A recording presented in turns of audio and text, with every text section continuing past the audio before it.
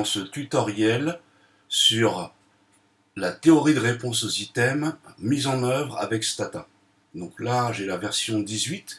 Vous voyez ici que la version 19 est disponible.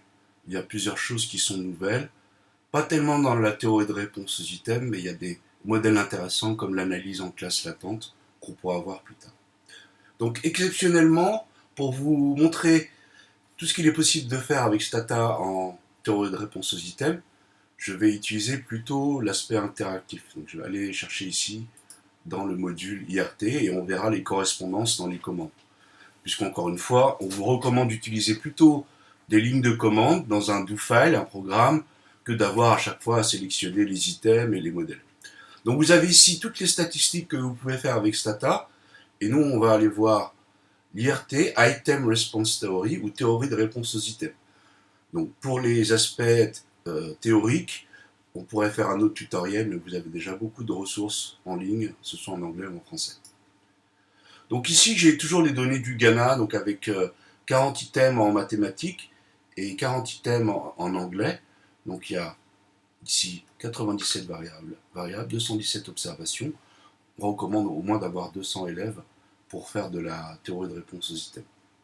Donc on va aller sur modèle. Là, je peux choisir les différents modèles. Donc le modèle de Rasch a un paramètre, et puis le modèle a deux paramètres, où on a la difficulté et la discrimination qui varient. On verra qu'il y a plusieurs modèles, mais ce n'est pas le tuto aujourd'hui. Par exemple, les crédits partiels, c'est quand vous dites un élève peut avoir 0, 1, 2, 3 points. Ici, on est dans des modèles binaires, donc les variables sont 0, 1, 0 faux et 1 correct. Donc dans les modèles binaires, on va choisir un modèle à deux paramètres. Donc je vais faire fit modèle. Les items, il faut que je sélectionne mes items de tous les items ici. C1 à C40.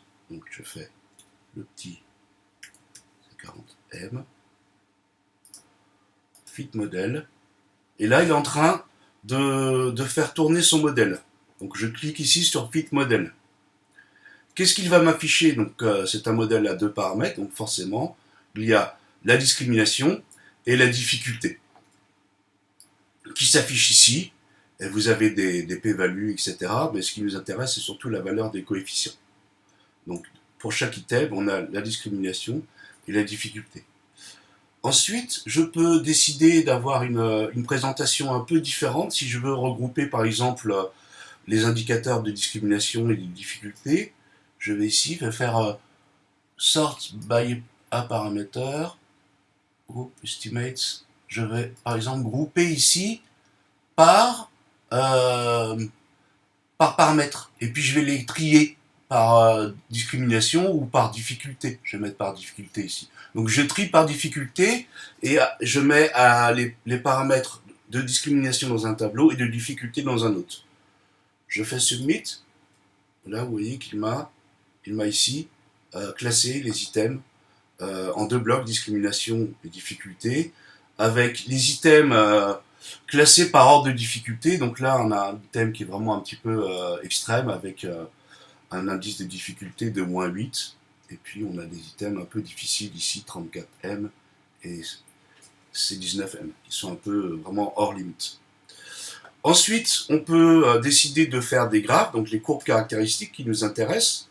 Donc je vais faire les courbes caractéristiques. Je peux le faire pour tous les items, mais c'est pas forcément très joli, c'est pas forcément quelque chose que je vous recommande. Donc on va le faire. Je vais faire les items de C1 à C40M ici. Donc le tiret du milieu, c'est pour montrer qu'on va de 1 à 40. Et puis je vais faire submit. Soumettre.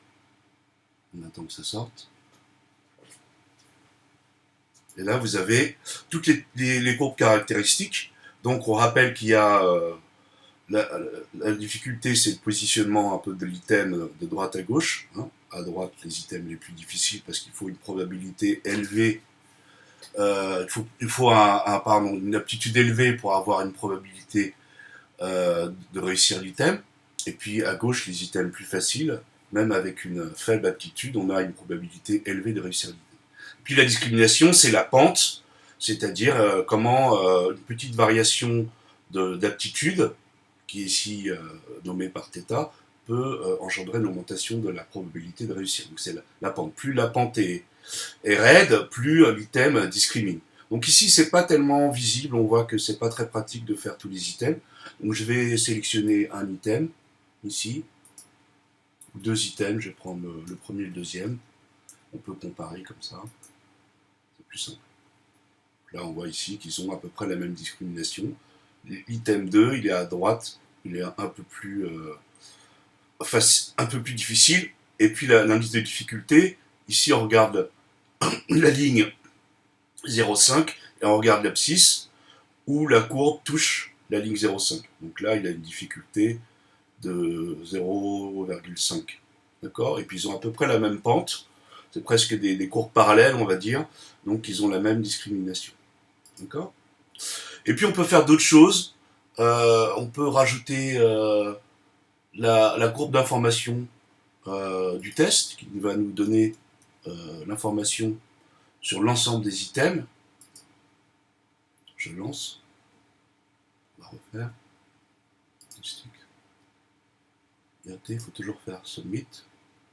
Donc, graph. Submit.